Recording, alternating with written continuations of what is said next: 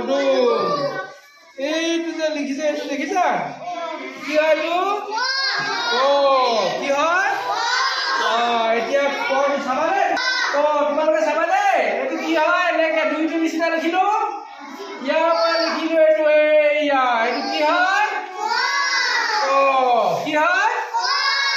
তোমালোকে এনেকে কৈ এনেকে লিখিলে এনেকে তাৰপৰা এনেকে কৈ যদি ঠেলিব নোৱাৰা তেতিয়া ওপৰপা এনেকে টানি দিলেও হ'ব দেই এই যে পদ লিখিলো কি লিখিলো এই পদটোৰ কাৰণে আমি খেল এটা খেলিম এতিয়া দেই তোমালোকে এই পদটো মনত থ'ব লাগিব নহয় প এখন ইয়াত আছে তোমালোকে প এখন বিচাৰি উলিওৱা হা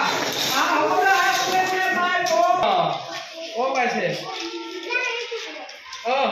দিশা এইয়া চোৱা এতিয়া পদটো ইয়াত চোৱাচোন কোনে কোনে পালে আহি দিয়া কোনে কোনে আহিলা চোৱা বহা কোনে পালে বহা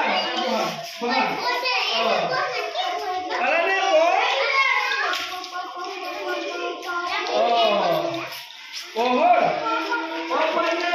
আচ্ছা এতিয়া কলম ক'বলৈ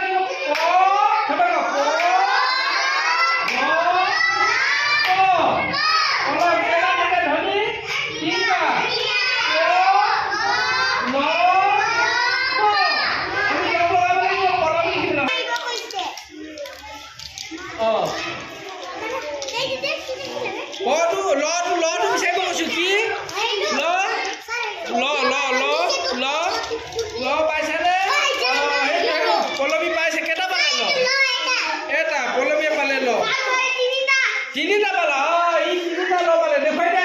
দিয়া এইয়া ল এইয়া মৌচুমীয়ে পালে ল হয়নে ল পালে লটো মাজত বহিব হয় নাই আৰু কোনে পালে কোনে পালে আৰু ভৰাই দিয়া লগাই দিয়া কলটো উল্টা হৈছে যে লহে হ'ল লপ এতিয়া এইটো এইফালে উলিয়াই দিয়া সেইফালে সেইটো উলিয়াই দি দিবা সেইফালে পাব লাগিব হয় নাই এতিয়া কি হ'ল পল হ'ল কি হ'ল এতিয়া সবে কোৱা কি হ'ল পল লগাই দিয়া তুমি তিনিটা পালা কলম এইটো দি দিয়া খাবা কি হ'ব কলম কি হ'ল কি হ'ব কলম আমি সেনেকে আখৰ পঢ়িব লাগিব হয় নাই কি হ'ল কেইটা ধ্বনি তিনিটা প্ৰথম কি দ্বিতীয় কি তাৰপিছত হয় নাই এতিয়া তোমালোকক গোট বনাই দিম এতিয়া সেনেকে শব্দবোৰ এনেকে ভাগে লিখিবা হ'ব মই তাত লিখি দিম কেইটামান আখৰ কোনে কেইটা লগাব পৰা লিখিবা দেই যদিও প্ৰথম শ্ৰেণী প্ৰতিটো পাঠৰ লগত সংগতি ৰাখি প্ৰস্তুত কৰা হৈছে আৰু কাৰ্যপত্ৰ আৰু তথাপিও দ্বিতীয় শ্ৰেণীৰ ছাত্ৰ ছাত্ৰীয়ে এই টিএলএমটো প্ৰয়োগ কৰিব পাৰিব এই টিএলএমৰ জৰিয়তে ছাত্ৰ ছাত্ৰীয়ে আখৰ চিনাকি হোৱা আখৰ মিলোৱা শব্দ গঠন কৰা বাক্য গঠন কৰা এইবিলাক কৰিব পাৰিব এই ক্ৰিয়াকলাপ এই টিএলএমৰ জৰিয়তে পাঠ্যপুথি আৰু কাৰ্যপত্ৰ পাঠ্যপুথি প্ৰথম পাঠ কৰাৰ পিছত যি দ্বিতীয় দিনৰ কাৰণে আমাৰ যি দ্বিতীয় দিনৰ কাৰণে যিখিনি কাৰ্যকলাপ দিছে পঢ়ু অহা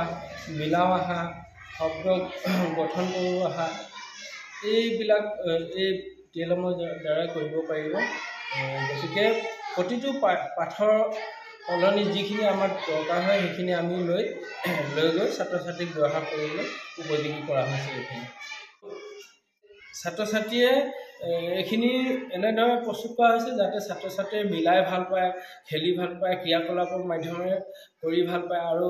সহজে এই টিএলএমটো সহজে নষ্ট নহ'ব আৰু মানে ছাত্ৰ ছাত্ৰীয়ে দুখো নাপাব এইকাৰণে এইখিনি ব্যৱহাৰ জৰিয়তে ছাত্ৰ ছাত্ৰী শিক্ষাৰ্থী আমাৰ যিহেতু বিদ্যালয়সমূহত শিক্ষকৰ অনুপাতে শিক্ষাৰ্থী মানে বেছি হয় শিক্ষক কম থাকে সেয়েহে বুজা ছাত্ৰৰ জৰিয়তে ক্ৰিয়াকলাপ কিছুমান কৰিবলৈ দি এইটো বেলেগ শিক্ষকে গৈ বেলেগ শ্ৰেণীকোঠাত পাঠদান দিব পাৰিব এইখিনিকে কৈছোঁ নমস্কাৰ মোৰ নাম শ্ৰী হিতেশ গগৈ মই ২ নং মুগম পথাৰ প্ৰাথমিক বিদ্যালয়ৰ সহকাৰী শিক্ষক ধন্যবাদ